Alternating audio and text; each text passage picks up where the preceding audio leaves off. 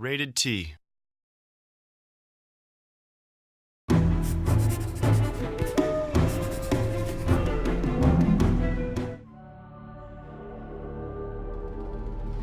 In the City of Light, there lived a young girl whose mother was a queen, and since her mother was a queen, that made her a princess. She pretended not to like it. On warm nights, when she and her mother walked in the garden, they would sometimes tell stories. Over the wall, the world grew darker. Of course, this happened every night, but she had dreamed once about a night that never ended, about a morning that never came. She told her mother about it.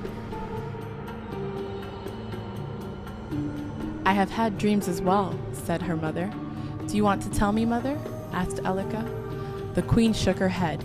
Even so, she began to speak. "Long ago," she said, "there was a splendid prince. His skill in the hunt was unmatched, and the beasts of the earth called him master. It was said that he could pierce the sun and the moon with a single arrow. He traveled for years, forever in search of new challenges. He found them, or they found him. He lived for these moments. He needed them. Having mastered the creatures of the earth and air, he began to stalk the withering monsters of legend, those things which dwelled only in tales. With each triumph, he bled the world dry.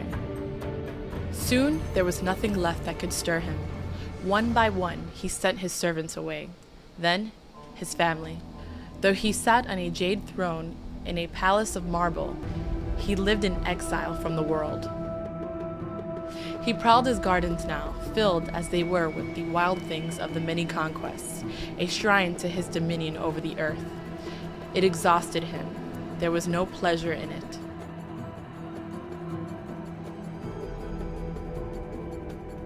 Disorder had seized the garden, just as it had seized his mind.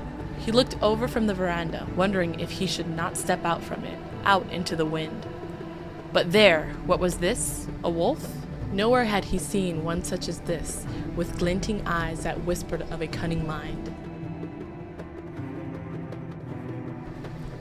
For the first time in years, he felt his blood running quick in his limbs. What a quarry!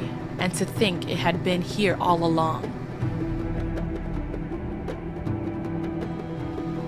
As he followed the beast, it seemed to change shape. It was a jaguar, and then a great bird.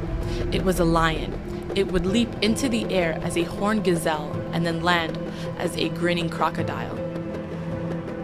After many days spent in pursuit, the creature seemed to flow into the deep shadows of a cave. He entered without hesitation. His heart felt as though it would burst. No living thing lurked within. Even so, the cave was not empty. A voice asked him then, "What do you most desire?" "The hunt," said the prince, "a hunt without end." Yes, it said. You would have a world without border, without protection, every safe place burned away, every home in ruins. "Give it to me," cried the prince, and so it was. Go then, hunter," said the voice. It laughed, but the prince did not know why. The thing that crept from the cave was very different than what had gone in. In the distance he heard the hunting horns. Men had come already to hunt him, and he would hunt them in return. The symmetry was breathtaking. He wept with the joy of it. Elika had finished the story, leaving nothing out, just as it had been told to her. The stranger heard her, but said nothing. Her mother had once told her that true wisdom is knowing when old stories come true. She felt sure that this was happening now.